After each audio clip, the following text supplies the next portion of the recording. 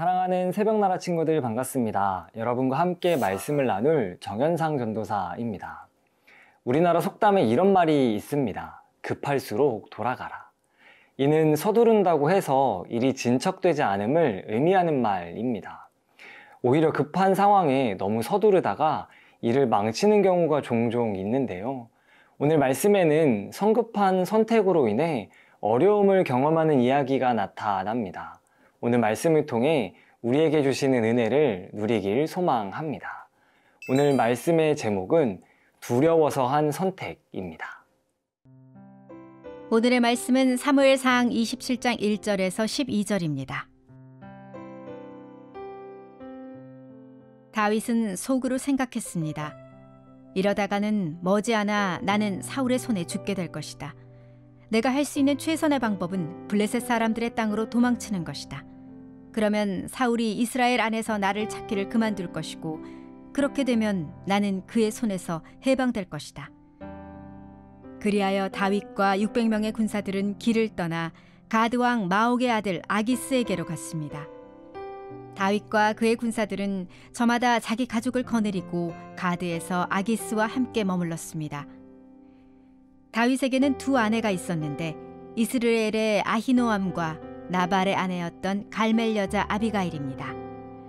사울은 다윗이 가드로 도망쳤다는 이야기를 듣고 더 이상 그를 쫓지 않았습니다. 그때 다윗이 아기스에게 말했습니다.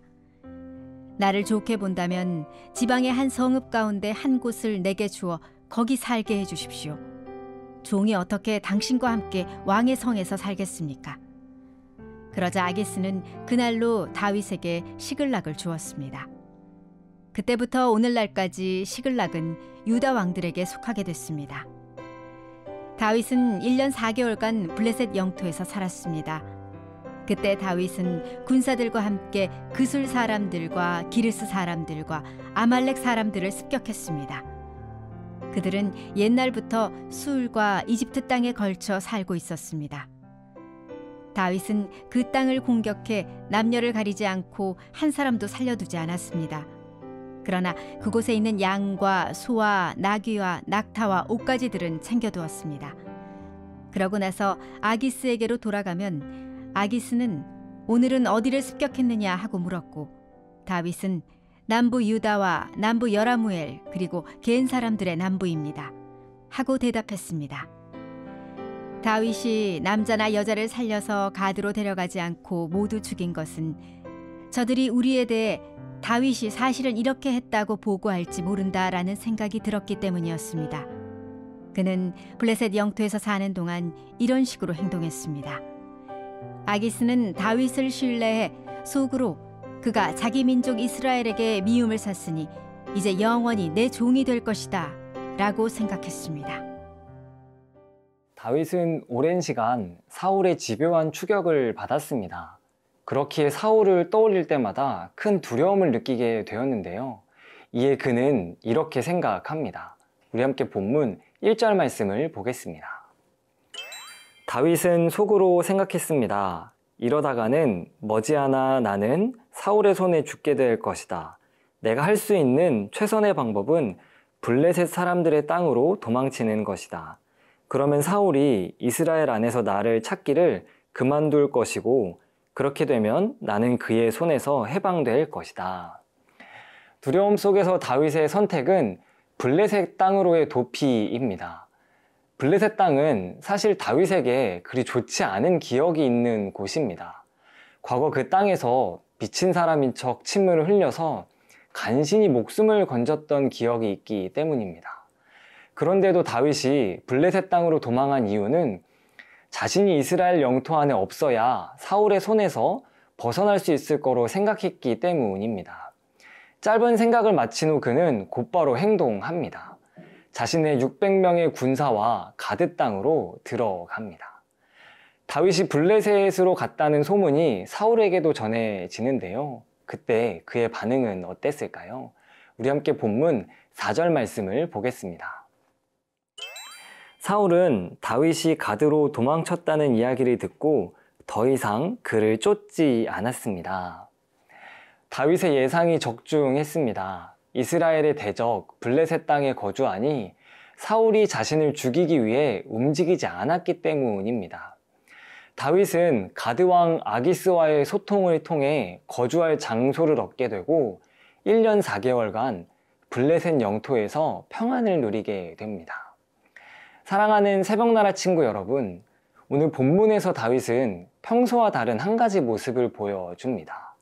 무엇일까요? 중요한 결정을 앞두고 하나님께 묻는 행위입니다. 그는 지금까지 하나님의 말씀을 기준 삼아 행동하였습니다. 하지만 오늘 본문에서는 자기 생각을 기준 삼아 행동합니다.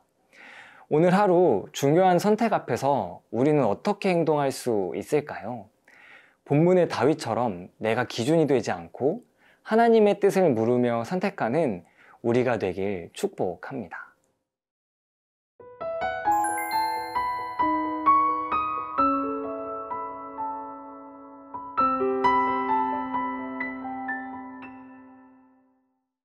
자신이 기준이 되어 블레셋으로 향한 다윗.